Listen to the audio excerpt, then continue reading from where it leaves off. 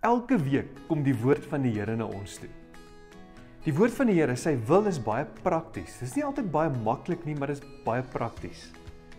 En die kans is goed dat die Here ook al hierdie week seker goed vir jou gevra het. Kom ek noem 'n paar voorbeelde. In 'n week kan die Here dalk vir ons vra om 'n konflik op te los of 'n vriendskap te herstel. Die Here kan van jou vra om iemand te vergewe of dalk 'n sonde te bely of 'n gewoonte te laat staan. Dalk vra hy jou om buite jou gemak te beweeg in geloof. Sy wil is baie prakties, maar dit is nie altyd baie maklik nie. En daarom bied ons soms weerstand. Amper soos Jona. Die boek Jona begin met die volgende woorde. Hy sê die woord van die Here het tot Jona seun van Amittai gekom. God se woord kom na hierdie man toe, hierdie profeet. En hy sê vir hom, gaan doen wat 'n profeet moet doen. Die Here sê vir hom, maak klaar. Gaan na die groot stad Ninive toe en spreek hom aan, want ek weet hoe sleg hy is. En dan is daar weerstand by Jona. Jona het klaar gemaak om na Tarsus te vlug, weg van die Here af. God roep vir Jona na die stad Ninive en hy klim op 'n skip na Tarsus, die teenoorgestelde rigting. God roep hom om oos te gaan en hy vlug wes. Daar sal altyd 'n skip in die teenoorgestelde rigting beskikbaar wees wanneer God seker goed van ons vra. Maar hoekom Tarsus?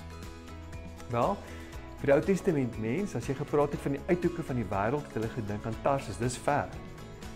En hy wil ver wegkom van hierdie roeping van die Here. Hy wil nie net wegkom van die roeping nie, hy wil wegkom van God.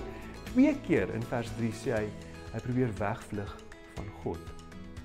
Tarsus was 'n stad vol geleenthede, nuwe moontlikhede en gewoonlik het mense soontoe gevlug om 'n nuwe begin te kan ervaar. En dis wat Jona ook wil doen. Maar God roep hom na hierdie stad Ninive. Hoekom vlug hy? Ek dink daar's 2 praktiese redes. Hierdie is 'n groot opdrag. Hy's van 'n klein dorpie. Nou roep God hom na die groot stad Ninive. Die een woord wat God gebruik om hierdie stad te beskryf is 'n groot stad.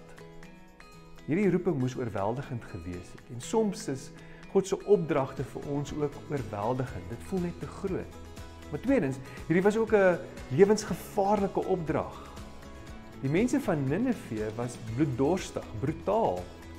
Hulle was bekend gewees vir 'n geweld.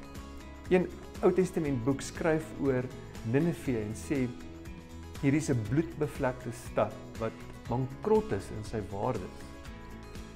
So Jona is ook bang vir hierdie opdrag. Hy's bang vir hierdie mense. En daarom sê hy ook, Here, ek vrees hierdie mense. Hierdie mense gaan my heel moontlik doodmaak as ek moet opstaan teen hulle. Dis 'n lewensgevaarlike opdrag. Dalk kom die Here ook na jou toe vandag met 'n groot opdrag, 'n gevaarlike opdrag. En kan ek jou vandag vra? Is jy op 'n plek waar jy sê, Here, hier is ek, stuur my? Of ervaar jy ook dalk weerstand waar jy wil wegkom? En ek wil jou nooi om jou hart oop te maak vandag, om te sê, Here, ek wil oorgee aan U wil. Ek wil oorgee aan U roeping, om breek die weerstand ook af in my om gehoorsaam te wees aan U. Mag ons ervaar hoe die Here ons seën terwyl ons stap in gehoorsaamheid in sy roeping, die praktiese roeping. Die Here seën jou.